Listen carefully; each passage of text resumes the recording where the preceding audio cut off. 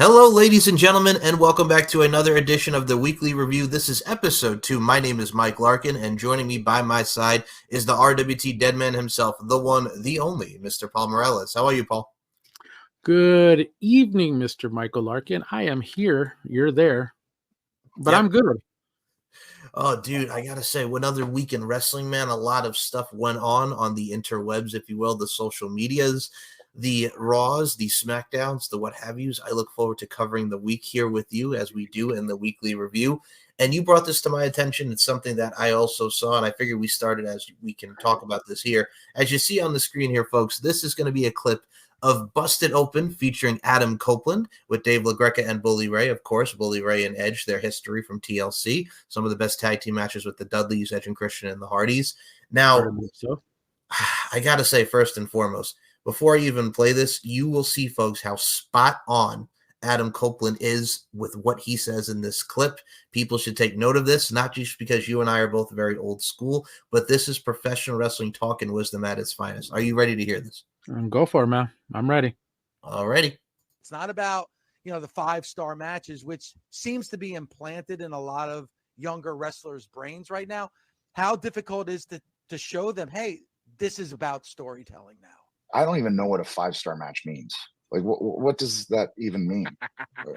You know what I mean? Like, what does that mean? And if I'm being judged by people who have never taken a bump, then I don't care. You can't have match of the year every night. It's not sustainable. It's not possible. And I feel like the habit is to just do more moves to try and accomplish that. And somewhere in there, the story can get left behind. And to me, the story is always the most important. If you are able to hook the audience onto your character, and the way you do that is with these two things, right? So if you can hook them on that, they're going to care that much more about the moves I do. And I look at a guy like Killswitch who can do a moonsault off the top rope to the floor. After this, he's going to realize when to do that. And it's going to be at All In Wembley Stadium. And it's going to get that much bigger of a reaction because now they're starting to care about a character in a mask, by the way. And all he has to do is turn his head or shrug his shoulders a couple times. And I've been, telling him, dude, less is more. And that's part of the reason why with the whatever we're going to call it, the Cope Open, the Copeland Open, I don't know. I want to work a bunch of young talent. Can you please educate the wrestling fans as to why Adam Copeland would spend 5 minutes in a ring with Griff Garrison? Because long after I'm gone, Griff Garrison will be there. If he can get in there and we have 5 minutes of time in there, I feel like he can learn more in that 5 minutes than he would in probably 200 matches with people of the same experience. Well, spot on. You couldn't clarify that any better. Now here's the thing. Adam said this one thing that just kind of stuck out to over anything else. He's talking about spots. Now, a lot of great five-star matches have a lot of spots in them.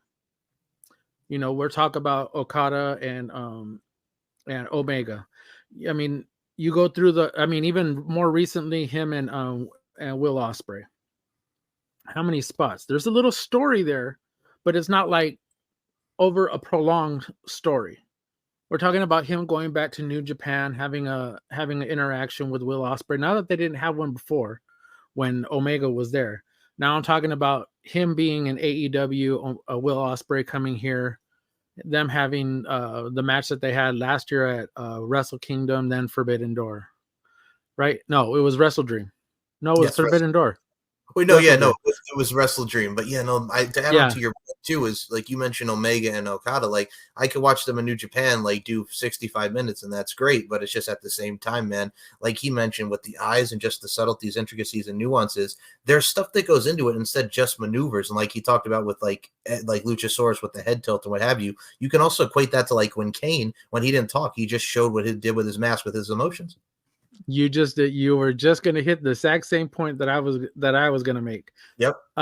Even when the Undertaker first came out, it was always that image of him just standing in the ring, just staring back at everybody that was was on the opposite side at Survivor Series, where he's just sitting there and he's just adjusting his gloves, and he's just sitting there and he looks at them. Then all of a sudden there was that first shot, the shot that actually made everybody just like, It's those little nuances inside of a character that can change the whole element of what people perceive. No, you know what it is too. I've always been a fan of that myself because I mean, mind you, I can go to the Indies and like back in the day, going to Sports Plus and watching Ring of Honor and watching Bryan Danielson have these classic matches. But what was great about the matches is not just the maneuvers, but he can make you feel in the emotions. And I think a lot of people are so. We always hear the term modern wrestling. No, wrestling is professional wrestling. Pro wrestling is pro wrestling. But we're now more focused and oriented on just you got to move the moves, the spot, spot, spot, spot, spot. It's like not like slowing down. It's like video games when you're playing the video game. R1, L2, analog stick, which one you control, X square, triangle, what have you, circle. They're so invested more on just, I got to get the best moves so I can get the best 5-star match. And I mean, if you want to please a 60-year-old man-child, if you will, with a dirty office in California, what are you doing? And I mean, the man himself, that we're talking about, Dave Meltzer, the man himself may be historical as far as wrestling goes, but with how he views professional wrestling, I think that's where a lot of people want to imitate that because they want to get that perceived satisfaction, that perceived notion, that overall praise of a 5-star match. And at the end of the day, what the fuck does that mean? And I'm sure we'll get into that when we get to Tony Khan here in a second. At the end of the day, really, what the fuck does that mean? Much like Edge said, I don't know what a 5-star match is because it's very biased in the fact that Dave Meltzer can say this person has it, but someone like Kurt Angle, who was a freaking Olympic gold medalist, broken freaking neck, who was such a war of attrition with his technical prowess, like how's that not a 5-star match? Mind you, everything is subjective, but at the end of the day, do you want to make money and do you want to do the less is more and just really go out there and focus on what you need to focus on to entertain the crowd, evoke emotions, elicit reaction, or do you want to do 450 splashes in a row? Like, what do you want to do? Like, for real, there's so many different ideologies that go into it. Yeah, but you look at, okay, we'll take the TLC batch, the very, very first one. Yeah. We knew that there were going to be ladder spots. We knew that there were going to be spots that had to do with the chairs, that also had to do with the tables.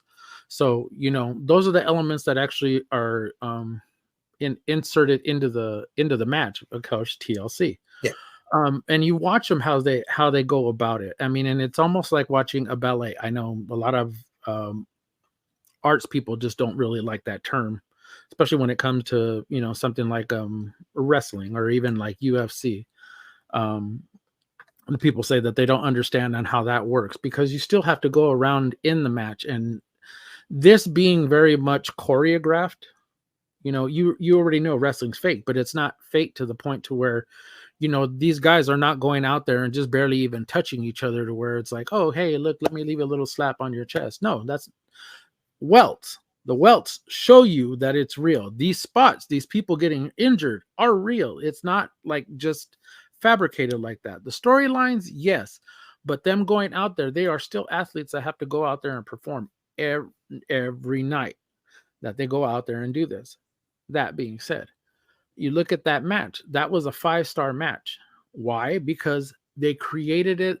They used the story. They used the match to tell the story of between the three tag teams. So that's the difference between what we see as far as us being old school, as what we perceive as to be a 5-star match, and then what people see now. It's spot. Let me do a slap. Let me throw you out. Let me throw you. Let me do a bunch of flips out to the outside of the ring, off the top rope, through the ropes. And it's spot. So for us, it's different on how we perceive. We want a storyline with it. Now I go back to Will Ospreay and Kenny Omega. There was no real story to it. Granted, they have history. That's different. But there was no story that kind of came from about it. It's like you just kind of put these two guys together and said, here, this is what you guys are going to do.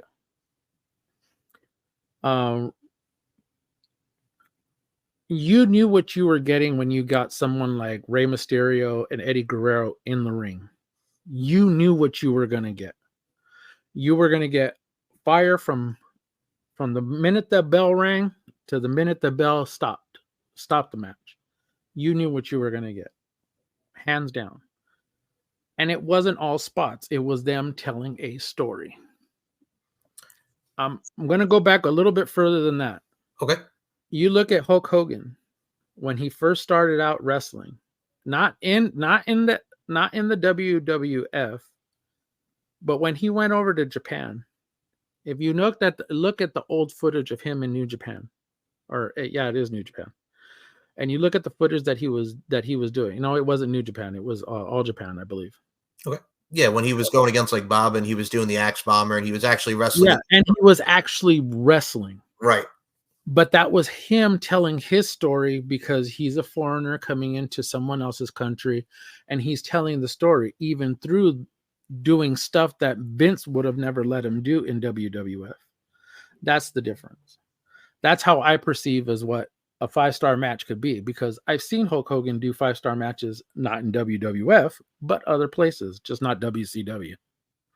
No, I'm right there with you. I can completely understand it. I mean, going back to the Hardys, Edge and Christian, and the Dudleys, I mean, the story of it of just wanting the War of Attrition to be the tag champs to innovate the tag team division. I mean, in the same year, they had the Triangle Ladder match and then the first TLC in 2000, then TLC 2 in 2001.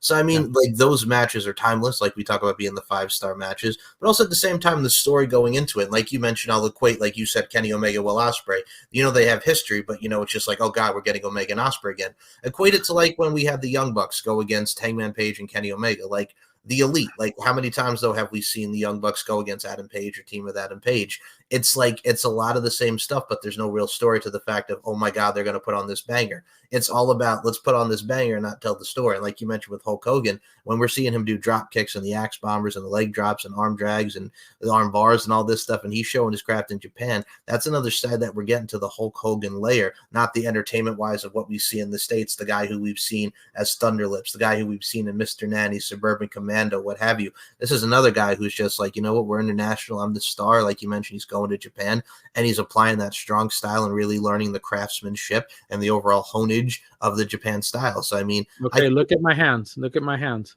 I see. You see number 7? I do. Okay. That's how many moves Hulk Hogan had in WWF. Yes. 7. Okay. 7. Can you? I mean, we could literally sit here and name all 7 and just say that's all he had. Yep. The big boot, the leg drop, the hulking up, the clothes. Yeah, and then the clothesline, the literally the lariat. He used to do a lariat in the beginning. Yeah. His fist shots were like very, very just nothing. He did a couple of kicks every now and then. Backhand chop. So it's literally body slam. It's literally 7 and a body slam. Thank you. And it's hulking up. See, it's literally 7 things that Hulk Hogan used to do on the nightly, and everybody was like, yeah, because that's just what people did. That's what people loved about him. Mm-hmm. I mean, you can also it was the showmanship. Yeah, you can say that with John Cena with the 5 moons of 2. You know, shoulder tackle, protoplex, 5 knuckle shuffle, FU 1 2 3. Exactly. That's how it is, folks. There's different things that are very much a perspective and subjective of what we get to see with pro wrestling. And then there's Tony Khan, who just fuck everything. Segue. Fuck everything that you say and fuck everything that you do, because what I know is best. What do you know? And well, here we go. Oh God, let's read this here. So Tony Khan, he goes on to Twitter because WWE is doing Seth Rollins and Jinder Mahal for the world title. And we'll go back to the tweet that started it here. So if you go back here, folks, we're going to scroll up just a little bit. So the USA Network, out of everybody, Raj Giri points out these guys do have history. Seth Rollins defeated Jinder Mahal in the tournament finals to become the first NXT champion. Facts, that infamous image of Dusty Rhodes giving Seth Rollins the NXT championship. So there's some history there. And USA Network, I don't know who's running the USA Network Twitter, but what was the cage match rating, which we know who that's a shot at, and we know who loves them some cage match. So before we even get into these tweets, I got to ask you, what were your thoughts on the USA Network, Paul, saying that and replying back to that? I have no idea who's running this thing, but you know what? They just kind of threw that out there. That was big time shade. That was a whole lot of big time shade at Tony. And I mean, that's one of those you look at it and you're just like, all right, I see you. Whoever's running it is either a big time, either watches everything that Tony does, or they're just a big time. They're just trying to throw shade at everybody. I mean, there's no bullshit on that one. Nothing. No, they didn't hold back. But I have to ask you, here's what pisses me off about that. Like, Tony uses cage match rating for everything. Cage match ratings mean jack shit, but he applies that with the fan polls and fans votes and stuff. Like, you see cage match rating. Should that really matter in how you view your product and how you want to assess your product as far as putting on a damn good show? A cage match rating? Like, really? No, because it matters about as much as the ratings do in AEW. Right. They don't. Mhm. In the beginning, yes. Okay, you had this rating system to where you're okay. I grant it back to it being fake. But I mean, I understand. You're trying to build a company, but you're trying to build a company through trying to be legit and wanting to have a rating system, so people kind of follow it. And every week we were doing the exact same thing. Every Wednesday morning, we were out there trying to see what the ratings were before an AEW Dynamite show. So we were trying to see what was going on, see who was ranked up here, who was ranked down here. And most of the time we didn't get to, we got to see the people who were in the matches. And most of the time we didn't get to see the people who were in the matches and that we wanted to. But basically this rating system for AEW meant nothing. Exact same thing as the cage match ratings. They mean nothing. So Tony Khan's reply to that tweet was the best of that. Before I get to the initial tweet that stoked this, he wrote, "A moral victory for USA is one win more than their world title challenger Jinder Mahal has in the past 364 days, because it's been literally a full year since he won a match. You really put AEW in our place, getting Jinder Mahal in a big match on your TV show. Do it more often." And the tweet before that was, "A double standard. Hook, 28-1 career record on winning streak, calls out the champ. A logical challenge sparks online outrage. Jinder has literally lost every single match he's in for the past year. Immediately gets title shot. Where is the rage? Hashtag AEW Dynamite tomorrow on TBS." So what were your thoughts on these tweets from Tony Khan before we even get to dive into some more of these? Okay, hold on. Let me start with what I do know. Okay, so Tony kind of went along this line where he was like, you know what, I'm just going to throw shade back because, USA Network threw shade at him. So I guess what I'm going to do, I'm going to throw shade back. Here's the thing. Rollins gave Jinder the opportunity. Yes. It was Rollins. It wasn't USA Network, or it wasn't Triple H. Rollins threw it out there and told him, I'm going to give you this title shot. Because, and back again, there is history there. There is some form of history between the two back in NXT. Back in when Rollins was the first AEW or NXT champion. AEW. Sorry, my bad. NXT champion, yes. NXT champion. He defeated Jinder. So there is a little history there. But I mean, that's going back to, if you really want to talk about long-term storytelling, that's really, really long-term storytelling. But I mean, it works. Because now, how are we going to perceive Jinder? True. Tony went out and did this. But now, you know what? I bet you anything, come Monday, Jinder's going to get a big ass pop, because if you scroll through all the everything that was being said, I've seen people actually compare Jinder to what happened to Mick Foley back when, January 19th. Yep. Yeah, WCW. You remember Tony Schiavone was the one that announced it, said, hey, guess what? So-and-so is going to win the world title win their world title, so there's no need to change the channel. Guess what everybody did? They changed the channel. Mankind, who previously wrestled here as Cactus Jack, is going to win their world title. Oh, that should put some butts in the seats. Yeah, that should put some butts in the seats. And guess what happened? It did. It literally, that was the course that changed the Monday Night War, because it went from people watching WCW switching over to USA Network to watch Mankind win his first ever world heavyweight title in WWE. And here's my difference too as well. You have Hook out of mothballs challenging Samoa Joe, and people will be like, oh, but in TNA back in 2009 when Taz debuted, he was managing Samoa Joe when he had the tribal tattoo on his eye and it looked like a penis. But at the same time, I'm sorry, but that friggin' tattoo was ridiculous. Oh, man. Great one. Great one. Yes. Great one. Oh, but here's my thing, dude. It's just Hook was wrestling guys like Jungle Boy, Matt Menard, Wheeler Yuta, friggin' Cool Hand Ange and all these people that are like lower card to mid card.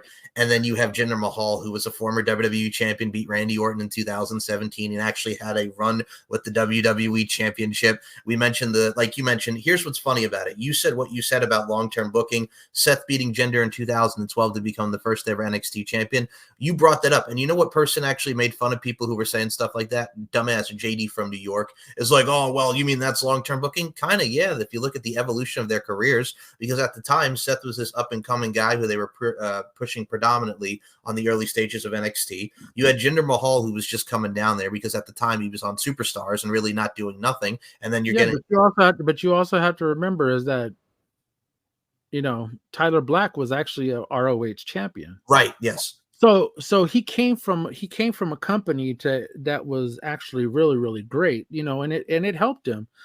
The fact that he was there, it helped him. Okay.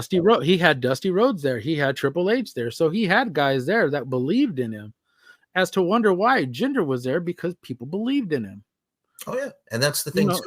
When you're like going from Superstars and you're actually getting a shot on this program that lets you wrestle and be yourself, they believed in Jinder Mahal, like much like they believed in like a Tyson Kidd to help out the talents, much like they believed in like a Trent Beretta at the time. So you were getting a lot of young guys going back there who they saw potential in to help grow and manifest to see where we are today. Absolutely. Yeah. So the fact that Tony wanted to do all this, okay, I'll go through just to generalize everything that Tony went through. Yes. It's like literally Tony Schiavone putting over Mankind, telling everybody that this is going to happen. Okay, let's shock the world. What if Jinder wins on Monday? Ooh, yeah. What if Jinder takes the belt off of Rollins, but Damian Priest cashes in? And he cashes. I'm not trying to lessen the fact that of Jinder's win, because Jinder's win would be an upset. Mm-hmm. Much like Mankind's. Yes, he had Stone Cold come in, hit the Rock with a stunner, do what he did, had a little bit of interference, but you know what? The fact is that he upset him. So why couldn't Rollins come in and why couldn't Jinder come in and, I don't know, knock off Rollins? Well, it's like the initial when he first run and he beat Randy Orton in 2017. Like he was mostly just like, pre-show guy and really not doing much. And then, the land of opportunity with SmackDown, he wins the number one contenders match and then he beats Orton for the title. Like that was an upset. I mean, you saw the reactions of people like, what the hell is going on? So it wouldn't be, shocking if that he was to get another upset, because that's what Jinder does. And I'll say this right now, he looked great against The Rock. He looks great all in all. And he's a guy that's just a good hand to really put on a great stuff and great matches with. Now, mind you, he was doing the managing stuff at Indus Sheer, but the direction that they're going with Seth and Jinder, like I would like to see Jinder more do his stuff here and more just have Shanky and Veer maybe do their tag theme or maybe go back down to NXT. I mean, I would personally just like to see Jinder where he is right now instead of being the manager for Indus Sheer. What do you think? Yeah, I would like to see him actually propelled. And you know what? Back to I'm going to give a whole lot of praise right now. I'm sorry, hold on, but I'm going to kind of go into this one. Yeah. But I want to say congratulations to our friend, Mr. Amir Blackbane Costello, who became a doctor. And I'm so beyond proud of him. Jinder is his boy. Don't hinder the Jinder, because that's his boy. But I think this could put Jinder in a different category on the show altogether. This is literally making his career. And you would think winning the world title would have propelled him into that sphere, but unfortunately it didn't, because people weren't believing the fact that he was the champion, even for what was it, 9 months that he was champion. Oh my God. So he won it at Backlash and then he lost it to AJ in England in November. So like a good maybe 5-6 months. Okay. So we'll say 6 months. So 6 months altogether that he was champion, but and it didn't propel him upward. It didn't keep him inside that top tier of superstars. It dropped him down, and he ended up with a knee injury, which he ended up having to have surgery on, I believe. Uh-huh. And then, that took him out of action for a while. But, I'm sorry, but this is really, really bringing him back up into that tier. And if what Tony Khan is basically doing is you're giving him a platform. You're giving everybody a platform that's now going to look at Jinder Mahal as a babyface. Agreed wholeheartedly. And that also brings me to the other point before we get back to the Twitter storm here. I got to say to you, Sarah, Samoa Joe and Hook, because we talk about the overall hype now for Seth and Jinder. Are you looking forward to Samoa Joe and Hook for the AEW World title? Yeah, because, okay, so Samoa Joe, Yeah. in the press conference after he won the title, Mhm. he told everybody, bring them all on. I don't care who it is. I don't care what your name is. You can come over here and get that ass whooping that you're going to get from me. And he point blank. So the fact that Hook is going to be involved in this match, it doesn't surprise me. Hell, I'm happy that back to long-term storytelling. Mhm. That's Taz's son. You know, him and Samoa Joe had a history. So this is kind of like one of those full circle moments, you know, and I'm waiting for this one. I really, really want to see them go out there and beat the living shit out of each other. That's just me.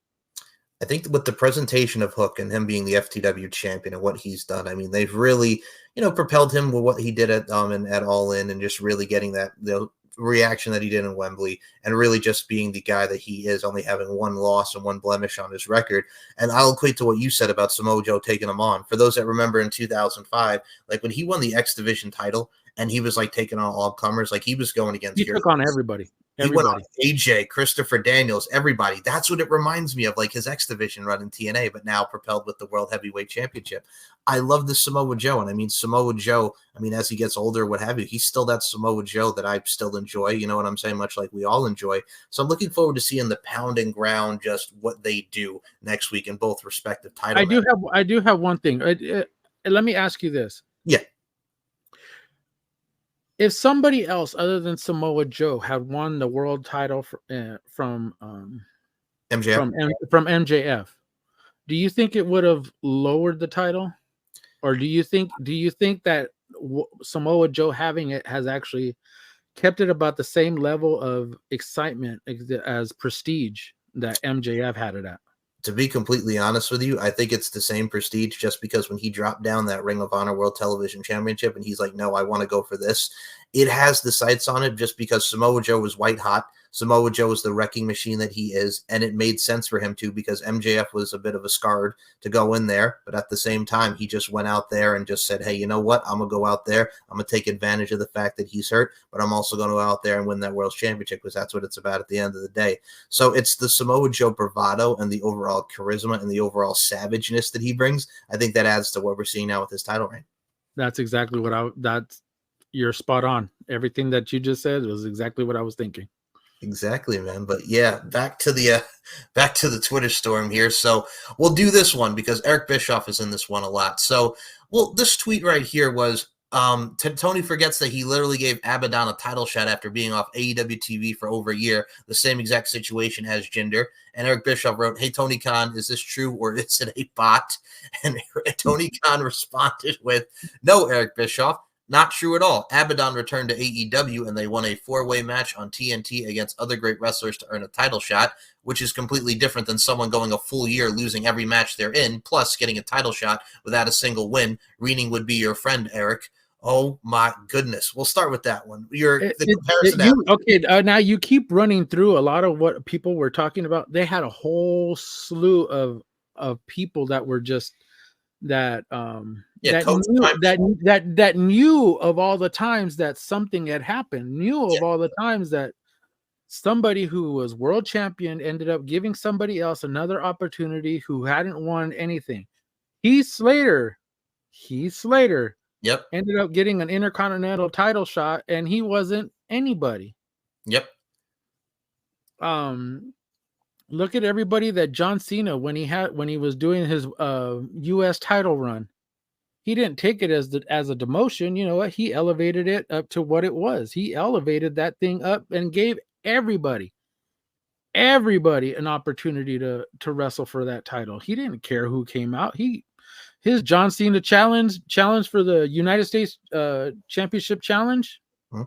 Everybody came out. It didn't matter what your record was. It didn't matter if you hadn't won in a week, a month, 2 months, 6 months, a year. He just wanted to wrestle somebody. And that's exactly what he did. He elevated everybody that was on there. He gave Sami Zayn a chance. He gave Kevin Owens a chance. The same Kevin Owens who ended up defeating him for that title. Mhm. You know, that's Rollins. You know, but the thing is that he elevated that title.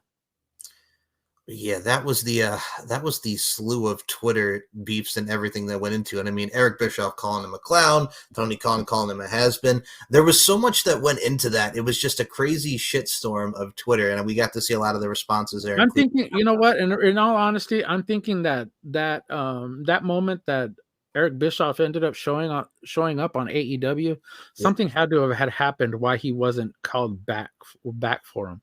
Because there's no way that they're just all of a sudden just going to have this Twitter beef for nothing. My thing too is I look at it like this. Eric has said on his show that he tried to help Tony because Tony is just in over his head. And all he was thinking about was kind of like what Eric did back in the 90s. We have to beat WWE. WWE sucks. You know, let's run them out of business. With Tony Khan, it's WWE sucks. We're going to show them why we're the alternative and why we are AEW. And I mean, Dax chimed in of the FTR, the rival, and he wrote, "This is you." And it was Eric Bischoff challenging Vince McMahon to that match at Spring Stampede back in 98. And I mean, Eric Bischoff quoted and responded back to that with like, okay, here's the difference. Tony Khan will go on social media and do it, but I actually went head on to Vince McMahon and I didn't cry on social media or cry to the dirt sheets, which also brings up the other side of the coin is if this was in the 90s, right, and the Monday Night Wars and we had social media, could you see Eric Bischoff doing what Tony Khan was doing on Twitter, much like that if we had social media in the 90s? Maybe. Yeah, I don't think so. I don't see Eric Bischoff jumping on we'll say AOL at the time. I mean, we didn't see, and mind you, AOL was back then. AOL and Yahoo, they had Yahoo chat rooms back then. Mm-hmm. So it wasn't like you didn't see Tony Khan. You didn't see Eric Bischoff jumping on inside chat rooms and saying, "Well, hey, guess what? I could beat Vince McMahon's ass any point in time. Hey, I challenge him to do this. Hey, I challenge him to do that. Hey, I'll challenge any of their guys to go against my guys." No, it wasn't like that. You know, so I don't see Eric Bischoff, even if Twitter was a thing back then, I don't see Eric Bischoff doing that. I think what a lot of what they did, a lot of the verbal back and forth was literally on TV. It wasn't something that they needed to do in the background. They didn't need reporters and everybody else running back and forth, you know, running rickshaw back and forth between companies just to get a wild hair up each other's ass. It's like, guess what? I can put on a show better than you can. And it's like, that's our beef. That's our war. Our war is me putting on a better show than you put on. Like the North of Scope when they invaded and they had the tank when WCW was right there and they went there. Like, prime example, head to head there. And I mean, like, they did their stuff with WCW. Like, I mean, who remembers the Nacho Man and all that stuff? The Huckster back in 95. Huckster making fun of Ted Turner. And I mean, like, WWE had the Ultimate Warrior, WCW. Millionaire Ted. Like, Millionaire Ted. Yeah. And you had the Ultimate Warrior in the WWF. WCW had the Renegade, which was like an Ultimate Warrior character. So they did a lot of stuff to like one up each other. Like you mentioned, I don't think social media would have been needed at the time because it was a war. Literally, it was a legit war, and that's what we got in the Monday Night Wars. And Tony Khan, I will say this: you got to take. We're gonna end this part of the Tony Khan social media. Stay off the cocaine. Yes, the hoopla. Stay off the cocaine, number one. And number two, somebody take his social media away from him. Take it off of his phone, man. I mean, this man just needs to stay off of just off of Twitter at least. Just stop trying to put on a good show. Mm-hmm. Do good storylines. Now I'm not against AEW. I love the product. I love a lot of the wrestlers that are there. But if you have a great creative team and you guys are putting out great storylines and you guys are utilizing all the people that you have there, with as much time as you have to show them, put them on screen, do something good that way, instead of trying to sit here and trying to have some Twitter beef with the other company. Run yours the way you guys had intended to run it, the way the Young Bucks, the way Kenny Omega, and the way Cody Rhodes had wanted them to run it. Run it that way. Run it the best way you can to have great storylines and put on a good product, and not worry about what WWE is doing. Amen to that. And here's the thing. People ask, why doesn't Tony have a PR guy? I'm like, he does have a PR guy. He has Adam Hopkins, who was with the WWE for 25 years, who can help with social media and media as in general. But yeah, have Adam Hopkins run your social media, Tony. Have Adam run the social media so we don't see this. Have Adam Copeland do it for you. Look, have Adam Ant do it for you. I don't care. Just have somebody else do it for you. Stop trying to have this fucking Twitter beef with everybody. Dude, just run your fucking company. That's all it has to be. As they should. And speaking of companies, we now move over to the WWE side of things. Before we get to Punk and McIntyre, I want to touch base with you because every time we do show prep, and I love doing show prep with you, Paul, you made a funny note. We have to mention this on air just because I love your verbiage and how you said this. Oba fucking Femi wins the NXT North American Championship. Oba Femi, the breakout star, the breakout tournament winner, beating Riley Osborne. He goes in there. Dragon Lee beats Lexis King. Dragon Lee. You know what? I didn't know that they actually got a contract. Is this the first year that they've done that? No, they've done this for a while. Carmelo Hayes won the breakout tournament. Oh, you know who won one? Remember ACH? Friggin' Jordan Miles. Oh, yeah. Okay. Yeah, that's right. Okay. That's what kind of confused me. The fact that he came out, he handed the referee a contract, and I'm like, wait a second. Hold on. We got a Money in the Bank thing going on, or is it just me? Like, I literally either I brain farted or I had no idea what the fuck was going on, because I sat there and I'm like, okay, well, is he gonna get a title shot? And he literally jumped in the ring. They rang the bell, and I'm like, okay, well, I guess this is happening. Well, that's what they're doing with Lola Vice. Like, when is she gonna go after Lyra Valkyria and stuff? Like, she'll go after her on her own time. Now, if you would have did them all both on the same night, that would have been pretty much. That would have sucked. But I think maybe the next pay-per-view, you never know. Well, that's my thing too, because Dragon Lee and Lexis King, Brian Pillman Jr., have this amazing match, and then Dragon Lee's all beat up. Here comes Obafemi. Dragon Lee gets like a tornado DDT and a little offense, but then Obafemi hits this big ass sit out power bomb for the three, and Obafemi becomes the youngest North American champion ever, just at 22 years old. The man looks great. The man is built. He's in great shape. So Obafemi, North American champion. That man is stacked. That man. Big meaty man slapping meat. I tell you what, that's a big meaty man right there. So he's the first NIL athlete to actually win a title. Yep. That's the amazing part. And that's a good stepping stone for this man. And he looks jacked. He looks like, he's a big guy, big Nigerian guy. And you know what? Shout out to him, man, because he did the damn thing. And you know what? He took every opportunity to do it, and congratulations to him, man. I'm Oba fucking Femi. I tell you what. Oba fucking Femi, yes. And speaking of other fucking man, God effing damn it, CM Punk and Drew McIntyre segment. These two, it was very reminiscent when they're both sitting on the corner. I felt CM Punk MJF vibes just from that little side of things, from the subtleties there. Drew McIntyre's going off. He's saying, what if I leave for 9 years and then come back? And the reaction I get, out because CM Punk. CM Punk's talking about, I'm not the devil, I'm not Satan, but I can be Satan himself if you push me. Like, I love that. He's not a demon, but if you push me, I can be that demon. I can be Satan himself. And Drew McIntyre pretty much saying what he said during the Randy Orton feud in 2020, when I needed somebody to talk to, I needed somebody to help me. Nobody was there for me. I like what they're doing here. For me, it makes me want to see more of CM Punk and Drew McIntyre.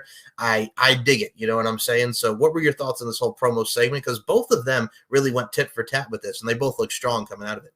It was the exchange hand down. That's what drew me in. It was the fact that they actually verbally drew me in. That's what you want from a promo. You want to be able to throw pot shots at each other, or even come out, even as individuals.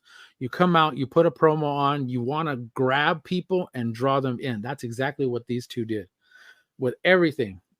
Shout out to CM Punk, because CM Punk threw that devil reference in there, and I'm just like, all right, I see you. Yep. I see you. I see you. I knew what you was doing.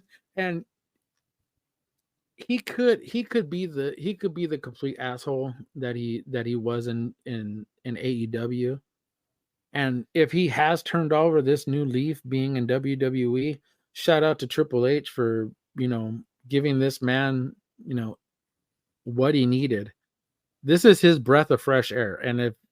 And I thought when he first got to AEW, that was his breath of fresh air because everybody wanted him back. No, this took that to another level because he looks like he's just excited. His excitement level to feud with guys that he knows, guys that he's known throughout his career. Drew McIntyre was just barely a kid when last time CM Punk was there. So the fact that CM Punk is literally wanting to do this with him, that says so much about what Phil wants to do. Oh, agreed. I mean, if you do this match in Perth, I'm happy with it. You know what I'm saying? Or you do this match wherever. This is what I like about it too, as well as just because, like you mentioned, like he looks happy, he looks healthy, and he's excited. You know what I'm saying? I think with everything that went down in AEW, it's like, okay, I'm with a lot of guys that think they know everything and that don't want to listen. And I could equate this to, like, you saw him with those photos in NXT with Roxanne Perez and Cora Jade. And I think he sees the locker room NXT, like, these people will actually listen to me and actually want to listen to what I have to say.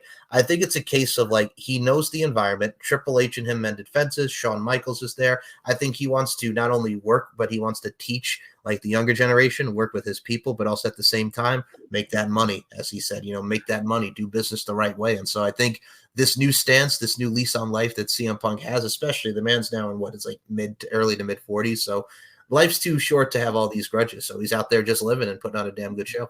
Yeah, but he's in a place in his life to where he wants to go down to the PC and be with these people. Right. He wants to be able to do that. That's something you got wrestlers that are down there that are sponges. They're willing to listen to people. That's probably why they do so well with Shawn.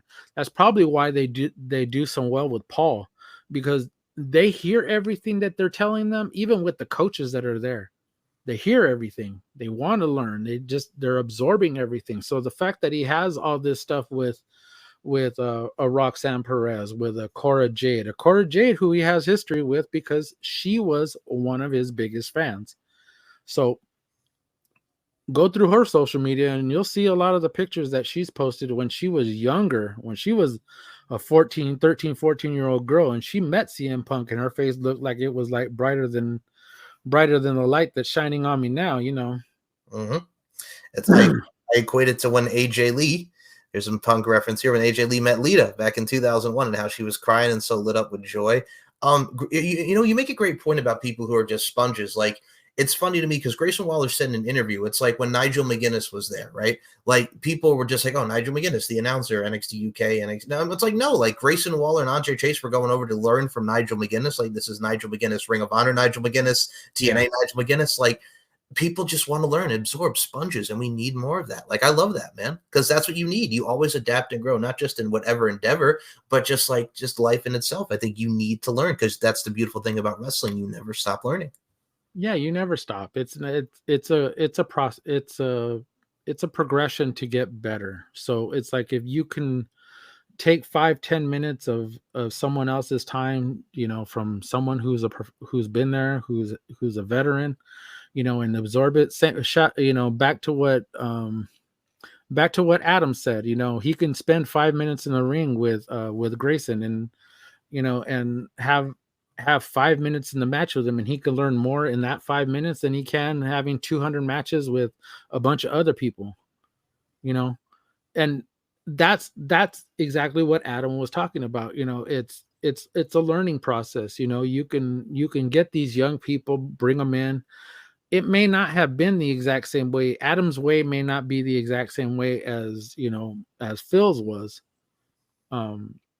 So the fact that, Adam wants to go in there and he wants to grab a lot of these young talent that are, willing to be like, hey, look, teach me something, that they want to absorb it. Back to kill switch, less is more. I can teach you that. This is what you could do at this time. Look at when you get to All In Wembley, do the backflip, do it then, and it'll be so much different than what you doing it weekly. Agreed. And speaking of somebody doing it weekly, and we mentioned the term veteran here, we now move back to AEW, as we saw in AEW this week. Sting and Darby Allin against the Takeshita and Powerhouse Hobbs. Sting with that insane Scorpion death drop through the table on Powerhouse Hobbs. Oh my goodness. Head on the concrete, dude. That was brutal. Ooh. I looked like that little. I felt it. I felt it as soon as he landed, and you see him just like, oh. Yep. I'm like, great camera view, but that should have been like one of those, like, let me hit it from the side, not from the top, because that looked like that dropped, like he smacked it pretty hard. But you know what? Hey, credit to Sting for getting up and just wanting to go out there and be the performer that he is, and wanted to finish the match. And he got up, and Tony Schiavone was in the ring. And he was asking him about Revolution in Greensboro, North Carolina. And Sting, who would your opponent want to be? And a lot of people are chanting for Darby. They wanted to see the teacher and the student. But then all of a sudden we hear super kick pate. And here comes Matt and Nick Jackson with their porn stashes, staring down Darby Allin and Sting. And it looks like at Revolution, we are going to get in Sting's final match, a tag match with Sting and Darby Allin against the Young Bucks, which has caused a divide on social media because a lot of people wanted a one-on-one. But hey, folks, I mean, Sting wanted to wrestle him. Like, if that's who he wants to wrestle in his final match, that's his choice. So what were your thoughts on now we're going to get Sting and Darby against the Bucks? Come on, this is Steve's choice. Steve wanted fucking the Young Bucks. Steve wanted Matt and Nick Jackson. You give Steve what he wants. Steve, that's who he wanted. Darby is willing to be there with him and go out in this blaze of glory, whichever way he wants to, but give Sting his props, man. He chose the Bucks.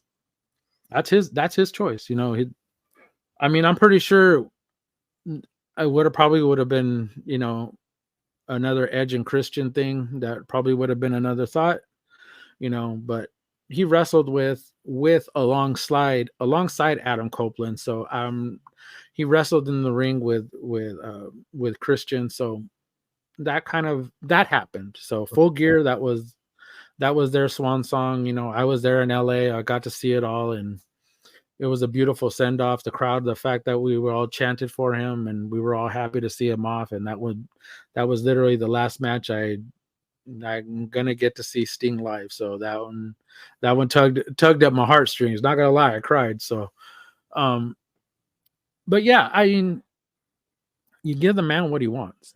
This is his retirement. Ain't anybody else's. This is his retirement.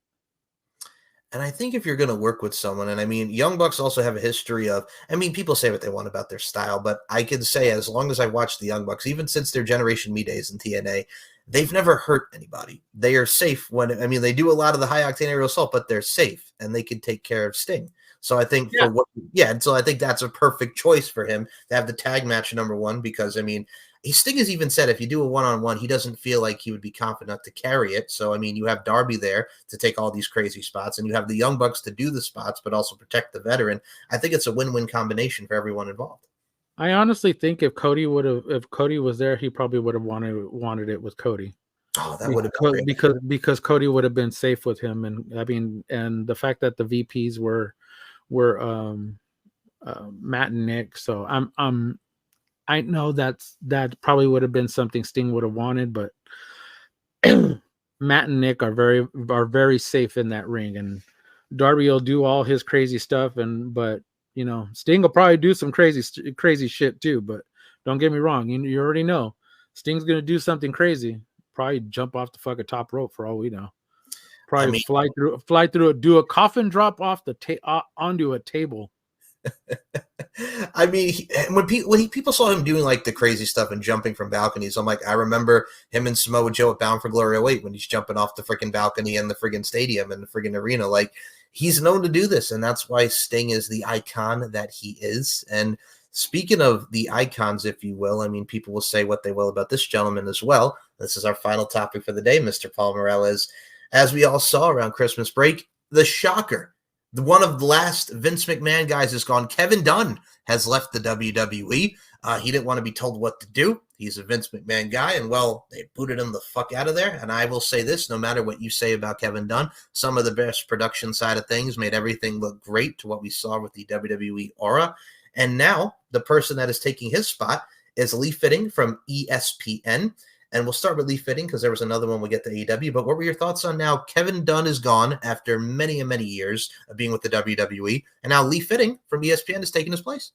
You know what? I'm really, really surprised the fact that Kevin Dunn lasted as long as he did after Triple H, after Triple H took over, and after Vince left. Well, hasn't really left. Well, on a technicality, he hasn't really left.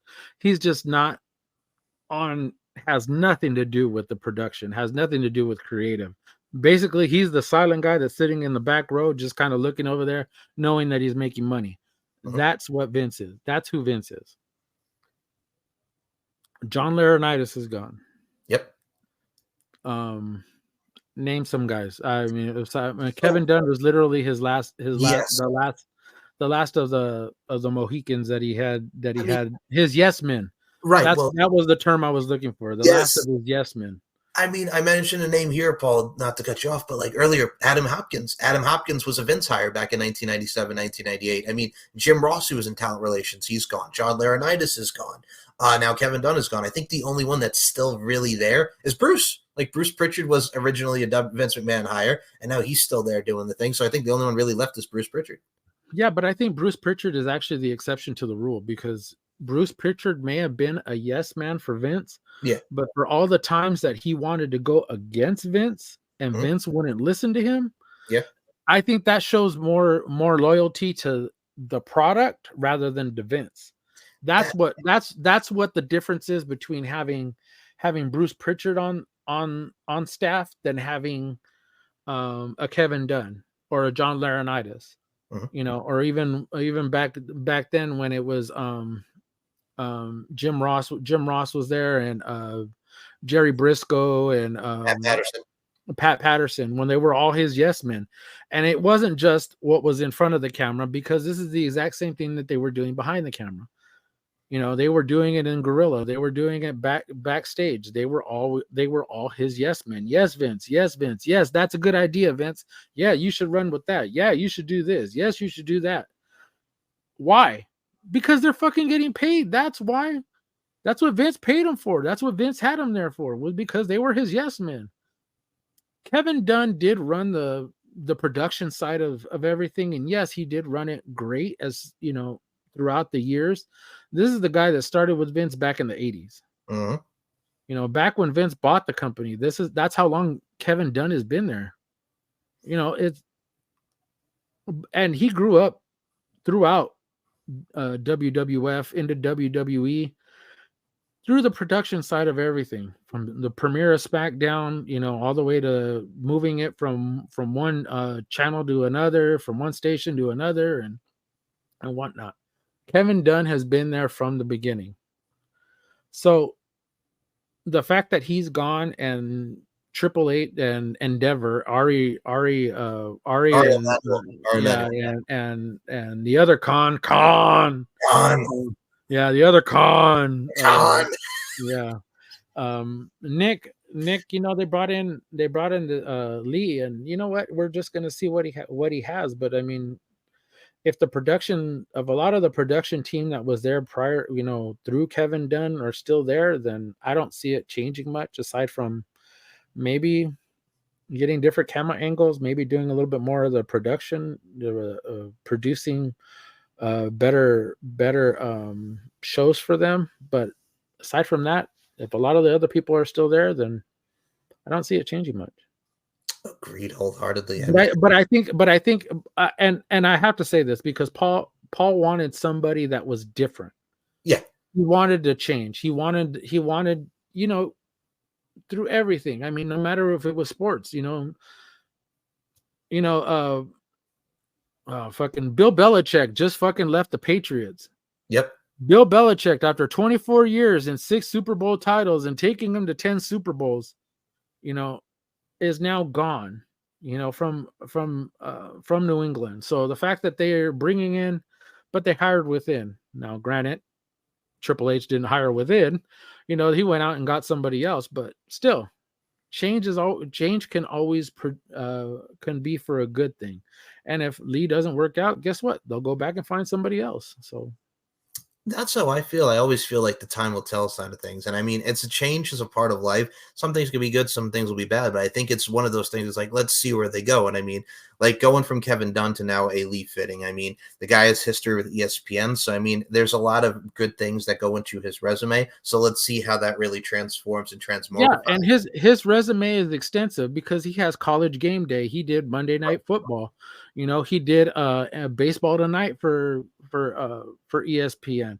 He produced shows for ESPN2 and ESPN Plus. So he has a history. He has a good. Obviously, they weren't just going to hire just Tom, Dick, and Harry off the fucking street. So they picked somebody that they knew and they hired within. Literally, I mean, if you really want to look at it, they have a working relationship with ESPN. So there you go. Transform and transmogrify, my friends. And then we go to the AEW side of things with Kosha Irby, who is a former WWE regional director of live events, is now with AEW, which, wow, that is a big signing and a big get for them. You know what? I go back to what I had said before. These were people that were under Vince and people that now it wasn't that they were yes men to at least not him. It wasn't like he was a yes man. It's just that, they wanted to go a different direction and he still had the pedigree, still had the experience. So why not go to somewhere where your services will still be, utilized, even if he would have ended up at Impact or TNA. I'm sorry. Gotta scratch that out of my head now because it's no longer Impact. Yeah, we can't go Impact. Shout out to Impact. Now I'm just gonna throw this out there. Shout out to Impact for the new titles. Those things are fucking beautiful. Oh my goodness. And I think on their end too, like you mentioned, like with Total Nonstop Action Wrestling getting that rebranding or going back to the original name, it feels like when you were watching them on Fox Sports Net or when you were on Spike TV, it gives you that feel of just what TNA really resembles and really symbolizes and signifies. And yeah, we saw Alex Shelley, we saw Chris Sabin, all of them getting their amazing, beautiful titles, Trinity as well. Like, oh my goodness, dude, like I'm excited for this reboot. Like, this is an exciting time for them just because, like, I've been watching since 2004. You've been watching for many and many years, friends, the good, bad, and the ugly. Like, TNA just has that rejuvenancy that it really needed. This is their shot in the arm. This is what they needed. I mean, and they went through that dry spell from like 2017, 2016, 2017, 2018, all the way up until maybe about, I'd say, shortly after the pandemic. I mean, you could really look at that as a 5-year span to where they were just getting balled out, especially with the global force bullshit that they went through too. So you look at these beautiful titles that they have now, it's like everybody is reborn. Scott D'Amore was just out there. He looked like he had a shot in the arm too. It looked like he was just like, I'm ready for this. I'm giving you these titles, and the glimmer in his eye is like, I'm ready for this next chapter. So 2024, new year for TNA. Welcome back. Welcome back, TNA. And what a great time to be a professional wrestling fan. And just what a great time in all, just for professional wrestling. I can't say it enough. And each and every week, Paul Morales and I will be talking about the ins and outs of professional wrestling and what goes on in the weekly review. And this will close out episode 2. There we go. It rhymes. And Paul, like I said, man, I love always doing these shows with you now. This is going to be so much fun doing the damn thing each and every week. And before we close this out, as always, let us know where we can follow you on the social media front. The floor is yours, my friend. Okay, well, of course, you can follow me on X, of course, Twitter, X, whatever the fuck Whatever you want to call it. You Yeah. know, whatever the hell you want to call it. You can follow me at RWT_Deadman. You can also follow the RWT Facebook page, and I'm pretty sure Mr. Michael Larkin will put that in a link down below. So just don't look for me at no strip club, because I ain't gonna be there. Okay, maybe on Tuesdays and Thursdays, because they have some pretty good shrimp on that, them nights. Know what I'm saying? I know Some pretty good shrimp, has some pretty good lobster. Breakfast buffet is actually really, really good. I'm telling you what, over at the girls down the street. You know what I'm saying? Mr. Jay-Z over here. Girls, I do adore. All righty. Now, the links will be in the description. And like we mentioned earlier, shout out and congratulations to Dr. Amir Costello. Shout out to our boy, the Kingpin. Links will be in the description. My brother. Shout out to you. Hell yes. And check out RWT on the Facebook group. Come on and join. You can check out yours truly here, SM Show 1 or MCL92, M Larkin MB, Larkin_92 on the Instagram front, StephenMikeShow.com. Subscribe to the YouTube channel where you can see the weekly review, Deep to the Heart of Wrestling with our boy Robert Davis and Nicola McDonald. You can check out the Pop Culture History Podcast, Shooting the Breeze, the Stephen Mike Show, On the Mic with Mike. We have a plethora, a accoutrement, if you will, of content on the YouTube channel. It's Mike Larkin. He said a charcuterie board. That's what he said, a charcuterie board. I love you, man. We are already at 722 subscribers. Let's keep getting them up. Let's get it up to 1,000. I love y'all that support us, and I love each and every one of you that have been on this ride with me. And I got all people like Paul and amazing talent and amazing people on these amazing shows on the YouTube channel. So subscribe. Thank you. Lingerie Fighting Championships as well for all your needs. I know, Paul, you love you some LFC. Thank you for your support as well with the booties and these amazing women. Yeah, because they rocking everywhere. That's why. All righty, get it together and bring it back to me, and you can get back to us next week. They can back that ass up for all I care. You know what I'm saying. You're a fine motherfucker. Won't you back that ass up? We'll see. Exactly. We'll see you next week for episode 3 of the weekly review. For the RWT Deadman Paul Morales, my name is Mike Larkin, and we'll see you next week. Fuck you, Moses Marquez.